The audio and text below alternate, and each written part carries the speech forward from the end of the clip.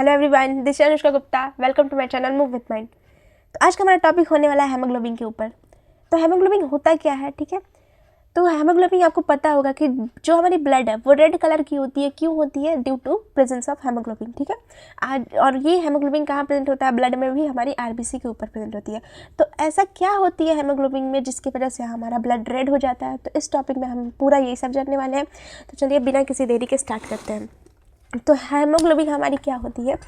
Haemoglobin हमारी होती है एक कलर कंटेनिंग पिगमेंट होती है, ठीक है, जो कि कहाँ प्रेजेंट होती है? हमारी आरबीसी में प्रेजेंट होती है। आरबीसी में क्या होती है? हमारी हेमोग्लोबिन होती है और ये क्या करती है? कलर देती है। इसकी वजह से हमारा ब्लड रेड होती है, ठीक है। और इसके पास हेमोग्लोबिन क्या होती है? आयरन कंटेनिंग होती है, यानी हेमोग्लोबिन के पास क्या होती है? आयरन होती है। उसके बाद मैं बताऊँ तो ये हेमोग्लोबिन क्या होता है? करता है ये हेमोग्लोबिन जो होती है वो क्या होती है? क्रोमोप्रोटीन होती है। अब यहाँ पे देखो, मैं बताती हूँ आपको क्रोमोप्रोटीन का मतलब क्या होता है, ठीक है। तो यहाँ पे दो वर्ड में तोड़ो इसको, क्रोमोप्रोटीन को। एक क्रोमो आ रहा है, एक प्रोटीन आ रहा है, ठीक है। तो क्रोमो का मतलब क्या होता है? क्रोमो का मतलब होता है कलर, एंड प्रोटीन तो आपको पता है, ठीक है, ग्रुप ऑफ अमीनो एसिड। तो यहाँ पे आपको पता होगा कि क्रोमो मतलब क्या होता है? कलर। तो यानी कलर दे रहा है ना ये ब्लड को, इसलिए इसका ये क्या होती है? हेमोग्लोबिन क्रोमोप्रोटीन होती है। क्रोमोप्रोटीन इसलिए होती है क्योंकि ब्लड को कलर दे रही है। कौन सी कलर देती है? रेड कलर देती है। तो ये मैंने बता दिया आपको, क्रोमोप्रोटीन होती है हेमोग्लोबिन। अब ये यहाँ पे देखो, हेमोग्लोबिन को मैं दो पार्ट में स्प्लिट करती हूँ। एक है हेम, एक है ग्लोबिन, ठीक है। तो हेम मतलब क्या होती है? हमारी हेम वो होती है जो कि आयरन कंटेनिंग पिगमेंट, ठीक है, आयरन कंटेन करते हैं। ग्लोबुलिन क्या होती है? ग्लोबुलिन एक प्रोटीन होती है। अब यहाँ पे देखो, मैंने कौन सा प्रोटीन बताया आपको? हीमोग्लोबिन क्या है? क्रोमो प्रोटीन है। इससे रिलेट करो। क्रोमो मतलब ये कलर देती है, ठीक है, और प्रोटीन हमारी ऑलरेडी है, हमारी ग्लोबुलिन प्रोटीन से बनी रहती है हमारी, ठीक है। तो हेमोग्लोबिन क्या होती है? एक क्रोमो प्रोटीन होती है जो कि कलर देने का काम करती है। अब इसके बाद मैं आपको बताती हूँ कि जो हमारी हेमोग्लोबिन है वो 95% जो होती है वो ड्राई वेट बनाती है आरबीसी की, ठीक है। और उसकी 30 to 34% क्या बनाती है? वेट बनाती है आरबीसी की। अब यहाँ पे मैंने ये तो बता दिया 95% ड्राई वेट बना रही है आरबीसी की, और 30 to 34% वेट बना रही है। तो आपको समझ में आना चाहिए कि ड्राई वेट क्या होती है। तो यहाँ पे समझो, मैं ये बताती हूँ ड्राई वेट क्या होती है, ठीक है। तो शॉर्टकट में लिखी हूँ कि ड्राई वेट। तो यहाँ पे देखो, dry weight just for example समझो, ये हमने क्या लिया? कंटेनर लिया, ठीक है। इसमें मैंने क्या ले लिया? ब्लड ले लिया। तो ब्लड में सब रहेगा, प्लाज्मा, आरबीसी, डब्ल्यूबीसी, प्लेटलेट सारे रहेंगे। लेकिन इस प्लाज्मा में से क्या करूँगी मैं? स्पेसिफिक आरबीसी को निकाल लिया मैंने बाहर, ठीक है। ये मैंने क्या कर लिया? आरबीसी को निकाल लिया। तब इस आरबीसी में कितना हेमोग्लोबिन है उसे हम कहते हैं ड्राई वेट। तो ड्राई वेट में कितनी है? हमारी 95% हेमोग्लोबिन की अमाउंट है। यानी हम क्या कर रहे हैं? प्लाज्मा में से बस आरबीसी को निकाल रहे हैं। उस आरबीसी में हम देख रहे हैं कि कितनी हेमोग्लोबिन प्रेजेंट है, उससे हम क्या कहते हैं? ड्राई वेट कहते हैं। अब यहाँ पे देखो कि इस प्लाज्मा में अगर मैं इस आरबीसी को ना निकालूँ, ये फर्स्ट कंडीशन हो गया। सेकेंड कंडीशन में मैं क्या बताती हूँ कि हमारा ये हमारा एक कंटेनर हो गया, इसमें मैंने ब्लड लिया, ठीक है। यहाँ पे क्या किया? मैंने ब्लड ले लिया, ठीक है। तो अब इस पूरे ब्लड में हेमोग्लोबिन की कितनी अमाउंट है उसे हम क्या कहते हैं? वेट कहते हैं, ठीक है। यानी इसी ब्लड में हमारी आरबीसी होगी, तो आरबीसी में ना हेमोग्लोबिन होती है, तो इसमें हम बताएंगे तो उसे हम क्या कहेंगे? वेट कहेंगे। और इस वाले कंडीशन को हम क्या कहेंगे? ड्राई वेट कहेंगे, ठीक है। अब समझ में आ गया कि ड्राई वेट में हमारी कितनी आरबीसी होगी? 95%। वहीं हमारी वेट में आरबीसी कितनी हेमोग्लोबिन कितनी होगी? 30 to 34% होगी, ठीक है। ये कंसेप्ट आपको क्लियर हो गया। अब मैं बताती हूँ कि फंक्शन ऑफ हेमोग्लोबिन होती क्या है। तो यहाँ पे हम देख लेते हैं फंक्शन क्या होती है। तो यहाँ पे देखो, फंक्शन में बताती हूँ तो दो बेसिकली फंक्शन होती है। फर्स्ट में बताती हूँ तो फर्स्ट होती है रिस्पायरेटरी गैसेस का ट्रांसपोर्टेशन, ठीक है, रिस्पायरेटरी गैसेस, ठीक है। तो रिस्पायरेटरी गैसेस में क्या आती है हमारी? जैसे कि ट्रांसपोर्ट कराएगा। हेमोग्लोबिन क्या होती है? ट्रांसपोर्ट कराने का काम करती है। किसको? ऑक्सीजन को ट्रांसपोर्ट कराती है और CO2 को ट्रांसपोर्ट कराती है। अभी मैं बताऊंगी कि कैसे ट्रांसपोर्ट करती है, अभी इतना जानो कि फंक्शन क्या होता है। सेकेंड फंक्शन में बताती हूँ, इसका बफर एक्शन की तरह काम करती है। सेकेंड फंक्शन क्या होती है? Buffer action. तो बफर एक्शन में क्या करती है? ये एसिड बेस बैलेंस को मेंटेन करती है। एसिड बेस बैलेंस को मेंटेन करने का काम करती है। कौन? हमारी हेमोग्लोबिन। ये मैंने आपको फंक्शन बता दिए, दो इंपॉर्टेंट फंक्शन होती है, एक रिस्पायरेटरी गैसेस का ट्रांसपोर्ट कराना और एक बेफर रिएक्शन के थ्रू एसिड बेस बैलेंस को मेंटेन कराना। अब मैं बताती हूँ कि स्ट्रक्चर ऑफ हेमोग्लोबिन, कि हेमोग्लोबिन की कैसी स्ट्रक्चर होती है। तो अब हम देख लेते हैं क्या स्ट्रक्चर ऑफ हेमोग्लोबिन। तो स्ट्रक्चर ऑफ हेमोग्लोबिन में बताऊँ मैं, तो मैंने बताया था पहले ही कि हेमोग्लोबिन हमारी क्या होती है, एक प्रोटीन होती है। जैसे मैंने बताया क्रोमोप्रोटीन होती है। तो यहाँ पे एक और बात आती है, हमारी हेमोग्लोबिन क्या होती है, कंजुगेटेड प्रोटीन होती है। ठीक है, जब आप बायोकेमिस्ट्री में पढ़ोगे कि प्रोटीन की टाइप, उसमें आपको समझ में आएगा कंजुगेटेड प्रोटीन क्या होती है। बस यहाँ पे जानो कि क्या होती है हमारी हेमोग्लोबिन, कंजुगेटेड प्रोटीन होती है। ये क्या होती है, हेट्रोटेट्रा, एक और इसकी नाम है हेट्रोटेट्रामेरिक ऑक्सीजन बाइंडिंग प्रोटीन। ठीक है, अब यहाँ पे देखो क्या लिखा है, हेट्रोटेट्रामेरिक। तो हेट्रो मतलब आपको पता है 4 होती है। ठीक है, तो देखो क्या लिखा है, हेट्रोटेट्रामेरिक। हेट्रो मतलब क्या हुआ, 4। अब 4 ये ऑक्सीजन को कैरी करती है एक साथ। मैं आपको यहाँ पे जस्ट रफली डायग्राम बनाती है। हमारी सपोज करो हेमोग्लोबिन है, इसके पास क्या होती है, 4 सीटें होती है, 1 2 3 4, यानी एक हेमोग्लोबिन जो होती है हमारी कितनी ऑक्सीजन कैरी करेगी, 4 कैरी करेगी। क्यों 4 कैरी करेंगी, क्योंकि इसके पास 4 ही सीट है यहाँ पे ऑक्सीजन को ले जाने के लिए। तो इसलिए इसका नाम क्या है, हेट्रोटेट्रामेरिक ऑक्सीजन बाइंडिंग प्रोटीन। ठीक है, ऑक्सीजन को बाइंड करेगा और क्या बनाएगा, अगर हेमोग्लोबिन ऑक्सीजन के साइड बाइंड होगा तो क्या बनाएगा, हमारी ऑक्सी हेमोग्लोबिन का फॉर्मेशन करेगा, ऑक्सी हेमोग्लोबिन का फॉर्मेशन करेगा। ठीक है, तो इसलिए इसका नाम है हेट्रोटेट्रामेरिक ऑक्सीजन बाइंडिंग प्रोटीन। यहाँ पे देखो स्ट्रक्चर, यहाँ पे मैंने बता दिया कि एक कंजुगेटेड प्रोटीन होती है और हेट्रोटेट्रामेरिक ऑक्सीजन बाइंडिंग प्रोटीन होती है। अब मैं बताती हूँ, ये हमारी हेमोग्लोबिन है। तो हेमोग्लोबिन को हम तोड़ते हैं, जैसे मैं लिखूँ हेमोग्लोबिन, यहाँ पे देखो मैं लिखती हूँ क्या, हेमोग्लोबिन। तो 2 पार्ट हुआ, एक हेम एक ग्लोबिन। ठीक है, तो यहीं पे मैं आपको बताती हूँ, इसके 2 पार्ट हुए। एक पार्ट क्या हुआ, हमारी प्रोटीनियस पार्ट होती है। अभी मैं बताती हूँ कौन प्रोटीनियस पार्ट होती है। एक हमारी पार्ट होती है कंटेनिंग पिगमेंट होता है। अब प्रोटीनियस पार्ट कौन होती है ये मैं बताती हूँ। तो प्रोटीनियस पार्ट हमारी होती है ग्लोबुलिन। ये जो ग्लोबुलिन आपको दिख रही है ये क्या होगी, प्रोटीनियस पार्ट। ग्लोबुलिन एक प्रोटीन ही होती है। और आयरन कंटेनिंग पिगमेंट हमारी क्या हो जाएगी, हेम। ठीक है, यही क्या करती है, हमारी आयरन कंटेन करती है। अब मैं बताती हूँ ग्लोबुलिन के बारे में और प्रोटीन और हमारी हेम के बारे में। ठीक है, तो यहाँ पे आप देखो, फर्स्ट हम जानते हैं क्या, ग्लोबिन के बारे में। तो ग्लोबिन के पास क्या होती है, हमारी 4 पॉलीपेप्टाइड चेन होती है, पॉलीपेप्टाइड चेन होती है, जिसमें से 4 में से हमारी 2 हमारी अल्फ़ा चेन होती है एंड 2 बीटा चेन होती है। अब आप देखो यहाँ पे क्या लिखा है, पॉलीपेप्टाइड चेन। तो देखो पॉलीपेप्टाइड चेन क्या होती है, पॉलीपेप्टाइड चेन ये होती है कि 2 अमीनो एसिड को जो एक दूसरे से जुड़े होते हैं वो किसके साथ जुड़े रहते हैं, पॉलीपेप्टाइड बॉन्ड या फिर पॉलीपेप्टाइड चेन के थ्रू जुड़े रहते हैं।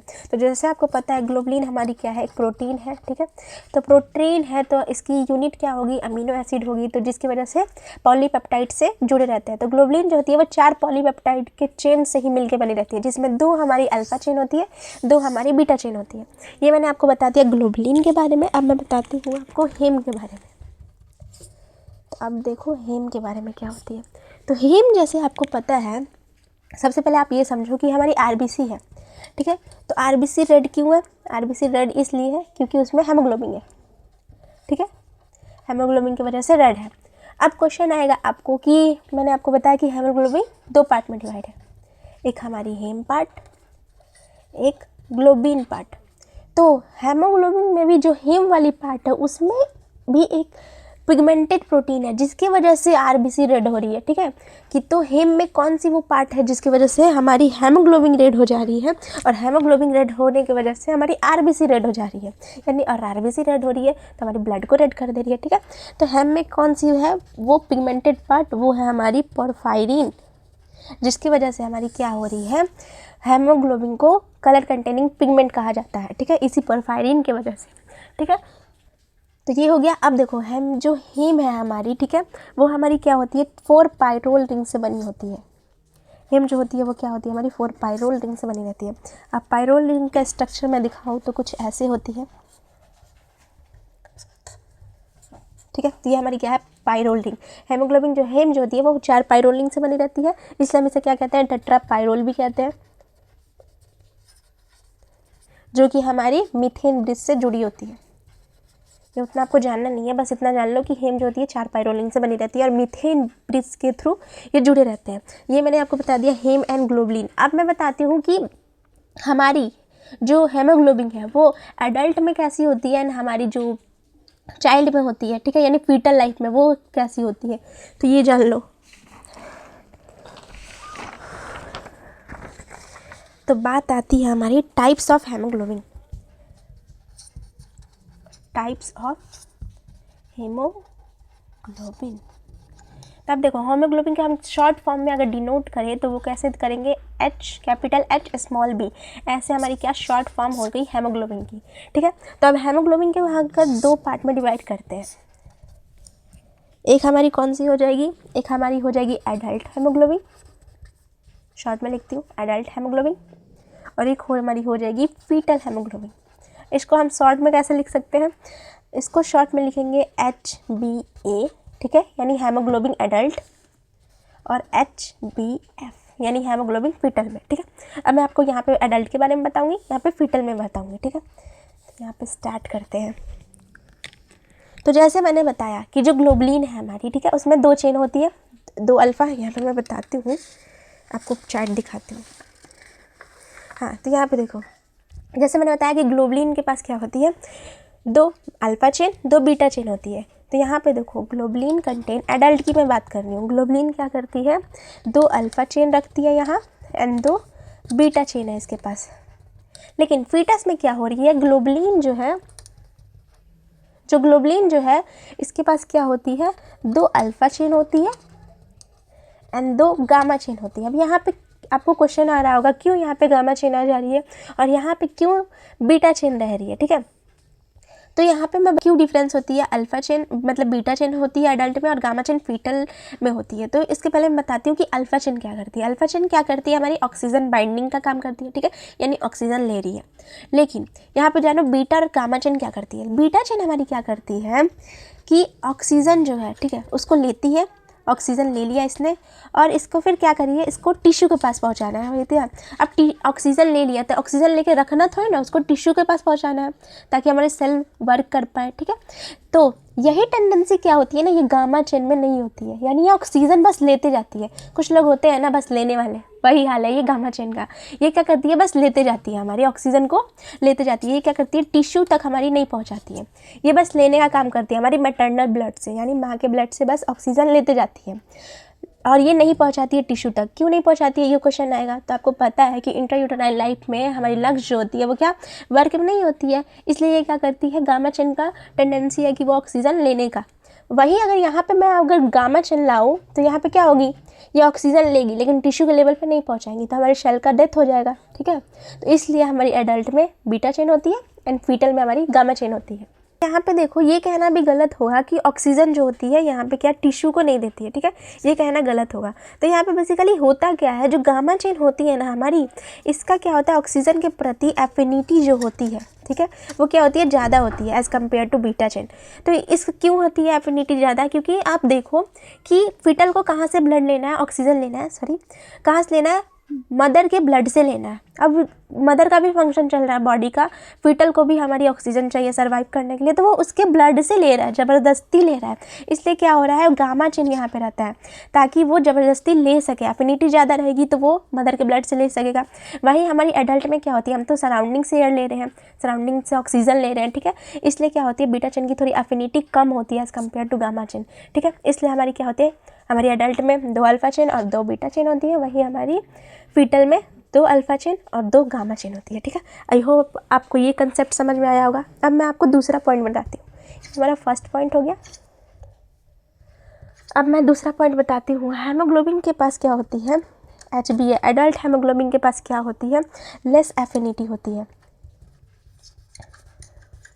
किसके लिए, ऑक्सीजन के प्रति as compare to foetal haemoglobin. जैसे मैंने अभी बताया कि यहाँ पे हेमोग्लोबिन क्या होती है, ऑक्सीजन की एफिनिटी ज़्यादा होती है, फीटल हेमोग्लोबिन के पास, एडल्ट के पास क्या होती है कि एफिनिटी जो होती है ऑक्सीजन की वो क्या होती है, कम होती है। तो यहाँ पे फीटल के पास क्या होती है कि O2 के एफिनिटी ज़्यादा होती है।